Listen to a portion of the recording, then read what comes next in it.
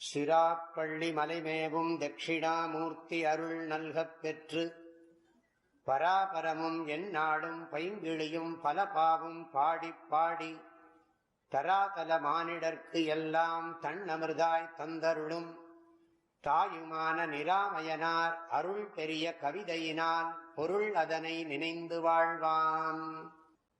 ஒரு பக்கம் மனசில் அந்த லட்சிய பரமார்த்தான சுவாமிஜியோட திரும்பவும் போட்டு பார்த்தோம். அதில் சொல்கிற ஆத்ம கிருபைக்கு சுவாமிஜி சொன்ன பாயிண்ட்ஸ்லாம் ஞாபகம் இருக்கோ? ஆத்ம கிருபைக்கு சுவாமிஜி சொன்னார், முயற்சி நம்ம தான் எடுக்கணும் அப்படின்னு சொன்னார். இன்னொன்று, லட்சியத்தை எப்பவும் ஞாபகம் வச்சுட்டே இருக்கிறதுங்கிறது ஆத்ம கிருபையில் ஒரு அம்சம்னு சொன்னார். அதுக்கான முயற்சி எடுக்கணும், அது சரியான வழியில் எடுக்கணும், உடம்பு ஆரோக்கியமாக இருக்கணும். இதெல்லாம் ஆத்ம கிருப்பைன்னு சொன்னார்.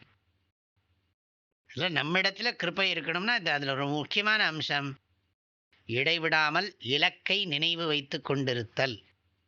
இல்லை, வந்த வரவை மறந்து, இந்த பாட்டை சீக்கிரம் முடிச்சுடுவோம், அதுதான் ஏன் லட்சியம். அதை நான் மறந்துட்டேன்னா என்ன பண்ணுறது? இல்லை, வந்த வரவை மறந்து எதுக்காக வந்தோம் அப்படிங்கிறத மறந்து போய் மிக்க மாதர் பொன் பூமி மயக்கத்தில் ஆளும். மிக்க மாதர் பொன் பூமி, மிகுதியாகிய அப்படின்னு தமிழில் போட்டிருக்கார். மிக்க, மிக்கன்னா மிக்க ஆளுங்கிறத சேர்த்துக்கணும். மிகுந்து போய் யார் என்ன சொன்னாலும் சாமியாரெல்லாம் இப்படி தான் சொல்லுவாங்க, அப்புறம் கடைசியில் அவங்களா சோறு போடுவாங்க. எல்லாம் நடக்குமா? உனக்கு தெரியாது. தலைவலி காய்ச்சல் வந்தால் சாமியார் என்ன இன்றைக்கி சொல்லிட்டு போயிடுவார். 200 தட்சிணை வேறு வாங்கிட்டு போயிடுவார். ஆனால் இன்னும் சொல்கிறதெல்லாம் சொல்லிட்டு தான் இருப்பாங்கய்யா. சரி சரி தலையை ஆட்டிண்டு அப்படி சொல்கிறார் ஒருத்தர். நான் ஒரு மடத்தில் பார்த்தேன், ஒரு இடத்துல ஒரு செக்ரட்டரிக்கும் ஒரு ஸ்டூடெண்ட்டுக்கும் ஒரு மடத்தில் நடக்கிறது. சுவாமிகள் சொல்கிறார், இது பண்ணுப்பா அது பண்ணுப்பா அப்படிங்கிறார். எஸ் சுவாமி, எஸ் சுவாமிங்கிறார் செக்ரட்டரி.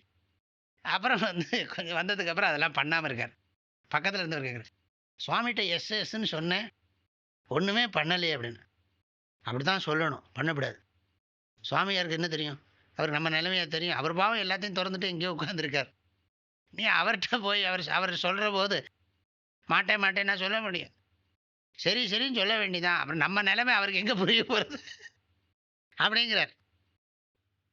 செக்ரட்டரி கிட்ட அந்த இன்னொரு ஆள் கேட்குறாரு, இப்போ கொஞ்ச நேரத்துக்கு முன்னாடி ஆமாம் ரொம்ப பக்தியாக பவ்யமாக சரி சரின்னு சொல்லியிருக்கே, இங்கே வந்தோடனே அத்தனைக்கும் நேரம் மாறா ஒன்றுமே பண்ணாமல் இருக்கியே அப்படின்னா.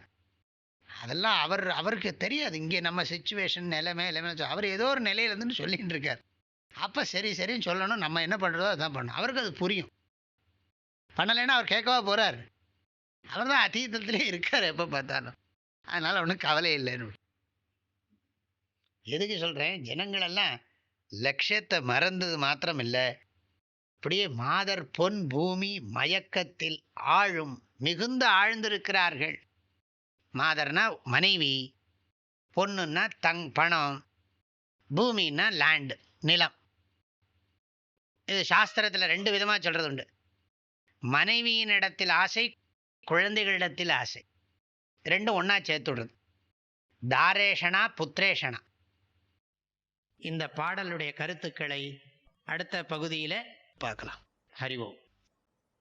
தந்தை தாயும் நீ, என் உயிர் துணையும் நீ, சஞ்சலமது தீர்க்க வந்த தேசிக வடிவு நீ, உனையலால் மற்றொரு துணை காணேன், அந்தம் ஆதியும் அளப்பரும் ஜோதியே, ஆதியே அடியார்த்தம் சிந்தை மேவிய தாயுமானவனும் சிரகிரி பெருமானே.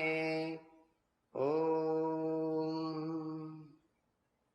தேனி வேதபுரி பூஜ்ய ஸ்ரீ ஓங்காரானந்த மகா சுவாமிகளின் அருட்குரலில் கற்பவை கற்போம் என்ற தலைப்பிலான தாயுமானவர் பாடல் விளக்கங்கள் நாள்தோறும் வாட்ஸ்அப் வாயிலாக அன்பர்களுடன் பகிர்ந்து கொள்ளப்படுகின்றன.